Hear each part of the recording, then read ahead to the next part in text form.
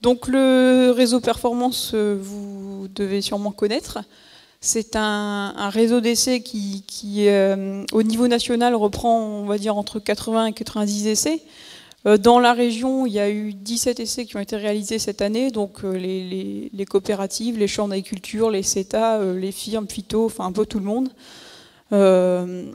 a étudié les souches de septoriose.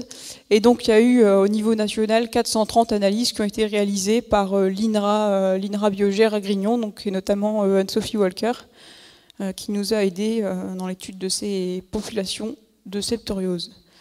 Donc voilà ce que ça peut donner au labo. Ici, une mise en culture de souches de septoriose. Et donc l'année 2010 a été marquée par l'apparition des souches émergentes, donc on va dire des souches qui sont un peu plus résistantes que celles qu'on connaissait jusqu'alors. Donc on les voit ici sur un milieu fortement adjuvanté en fongicides. Elles continuent de croître aisément, on va dire, alors que les souches qui sont plutôt sensibles ou légèrement résistantes, donc encore assez sensibles, elles se développent beaucoup moins.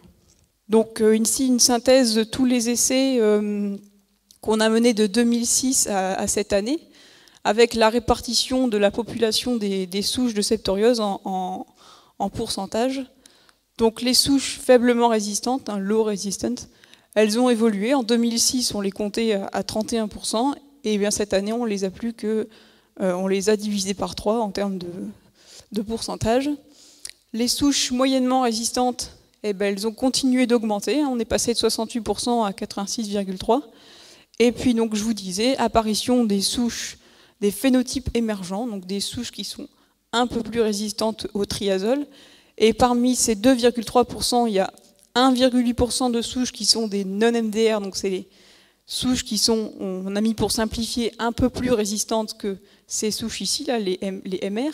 Et puis il y a des souches MDR, donc un faible pourcentage, mais quand même il y en a un petit peu, de souches qui sont hautement résistantes et qui ont des facteurs de résistance croisés par rapport à toutes les triazoles. La cartographie des résultats de cette année comparée à l'année dernière. Donc les points, là, la couleur, on va dire, tend vers le rouge, plus on a de phénotypes émergents dans l'analyse des souches. Donc on peut voir en Picardie, ici, on a quand même des fréquences, des pourcentages de phénotypes émergents qui peuvent aller au-delà de 30%. On voit, hein, là on avait beaucoup de points jaunes, et puis ici ça se corse un peu. Donc au global, un site sur 2 en France comprenait des phénotypes émergents, et la fréquence de ces phénotypes, elle est cette année chiffrée à 12,2%, alors que l'année dernière on était à 4,8%. Donc quand même une progression de ces phénotypes émergents. Une synthèse de 13 essais du réseau performance. Donc vous avez la structure de la population, on va dire, sur le témoin non traité. Donc il y a toujours un peu de souches qui sont faiblement résistantes, ici en vert. Il y a une grande majorité de souches qui sont les TRI-R6, donc c'est celles qu'on retrouve le plus aussi dans la région.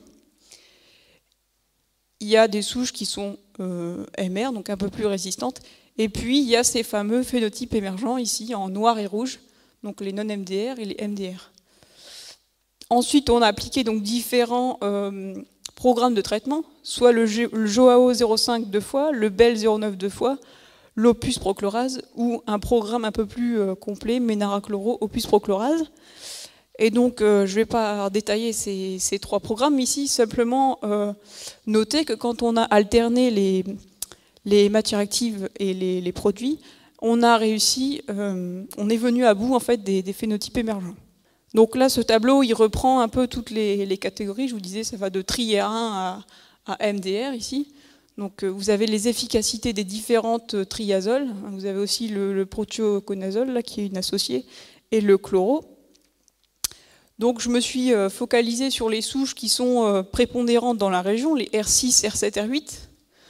Donc ce qu'on peut voir, c'est que le prochlorase, il a toujours un effet assez important sur les R7 et R8, un peu moins sur les R6.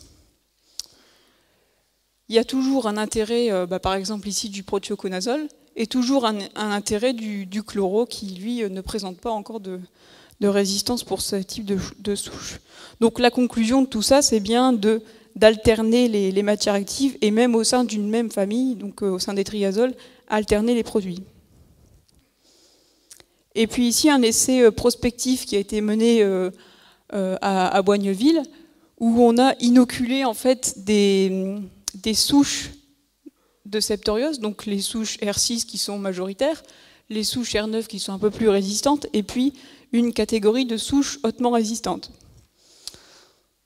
Et on a regardé les produits donc, qui étaient à notre disposition, qu'est-ce qu'ils avaient comme efficacité sur ces différents types de souches. Bon, on voit que les triazoles, elles perdent quand même de l'efficacité sur les souches un peu plus résistantes. Les carboxamides ici restent pas mal sur les souches R9, mais c'est un peu moins bien sur les souches hautement résistantes. L'époxyprochlorase, là, c'est un petit plus là, sur les MDR aussi. Mais ce qui reste, on va dire, à un bon niveau d'efficacité, c'est le chloro, multicide, voilà, donc qui reste encore bien efficace.